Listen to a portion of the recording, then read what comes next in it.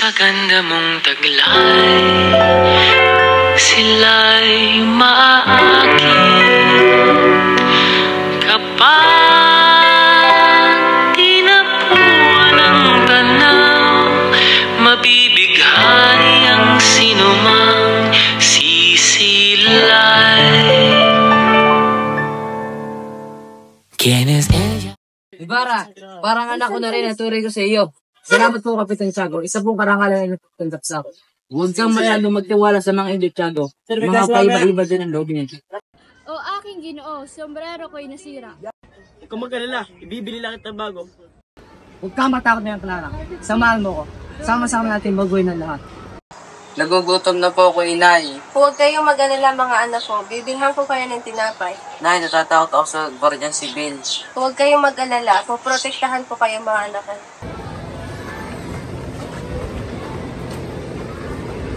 Ilyas, kailangan ko ng tulong na. Anong may tutulungan sa iyo, Binata? Kailangan ko malaman ang katotohanan tungkol sa akin. Anong katotohanan ay mapait? Handa ka na ba?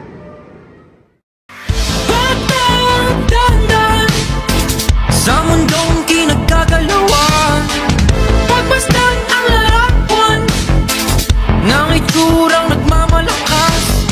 Hindi pwedeng mabuta, makinig sa tamang tinig. Wala kang mapapala sa taong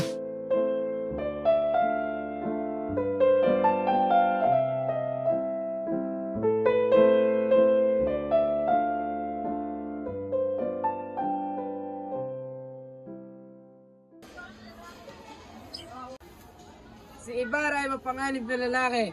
Lumayo ka sa kanya. Hindi ko kayang iwas si Tasta mo.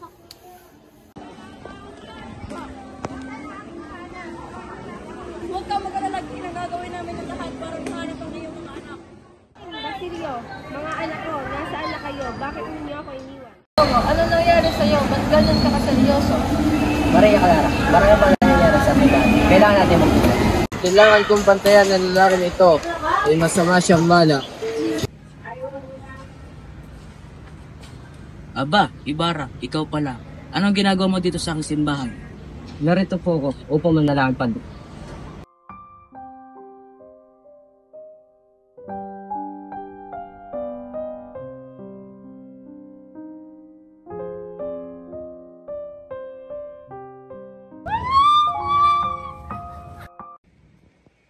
Makikita mo kay kapangyarihan, Ibarra.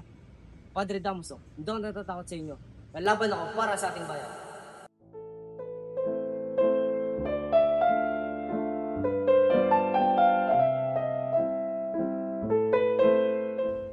Maria Clara, magiging aking ka rin. Kaibigan, mag-ingat ka. Mapanganib ang iyong ginagawa. Gawin ko lahat para sa bayan. Hindi na natin kumilos, Ibarra. Hindi na natin kayang tiisin ang pang-api ng mga praile. Tama ka, Jens. Handa na ako mapaglaban para sa ating kalayaan. Mag-ingat kayo mga anak. Maraming matang nakamasin sa inyo. Alam ko po, Ate Isabel. Gawin po namin na lahat upang magalitan.